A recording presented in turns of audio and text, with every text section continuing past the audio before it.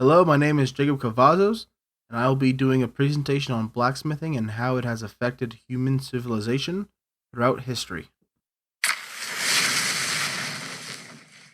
Blacksmithing has been around for most of recorded history and has been one of the main components for innovation and advancements in technology.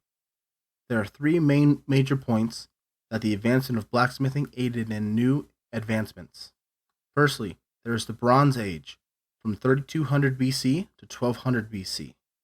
Secondly, there is the Iron Age, which was from 1200 BC to 100 AD. And the last one I will be talking about is the Steel Age, from the 1800s to the present day. These are the three ages that have helped humanity come from living in the caves to building skyscrapers that pierce the clouds. The Bronze Age was a time for massive changes, as at the time there were no mixture of metals, which limited the uses of metals. Bronze is created by mixing tin and copper. This mixture greatly increases the effectiveness of many objects, from tools to armor to castings. The creation of bronze made a material that was harder than single metals such as copper or tin by themselves, but required blacksmiths to mix it correctly. If someone who was not a blacksmith tried to mix it, they would more than likely create something deficient and waste labor and materials.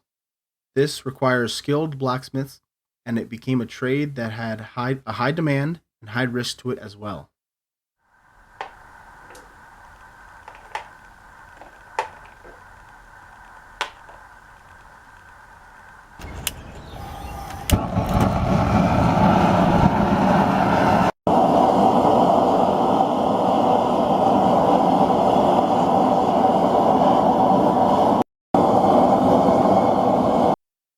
From bronze being the major metal of the world, we now move forward to 1200 BC, where iron is now the major metal of the world. The Iron Age is different from most ages as it was something every culture found and used differently. Iron was smelted and used in the Bronze Age, but was seen as not as effective as bronze.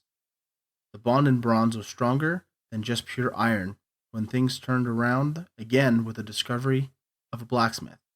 The iron was a mixture of carbon, creating steel, which was one of the best metals to use, but had an even higher requirement to create. To create steel, you need massive amounts of heat and knowledge of blacksmithing and elements to do it successfully, because it can easily be ruined. The main use in steel was weapons and armor, but aided in most things that bronze had done in the past, replacing bronze and creating a high demand for iron and its byproducts. Now we move forward to where steel finally conquers the rest of the world.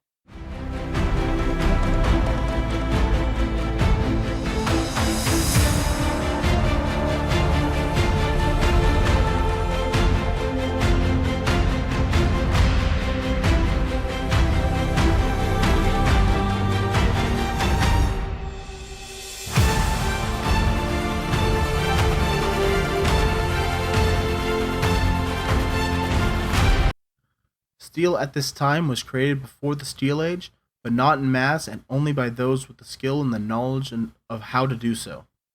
During the Industrial Revolution, innovation and inventions were everywhere, and the world would be changed forever by an unconventional blacksmith.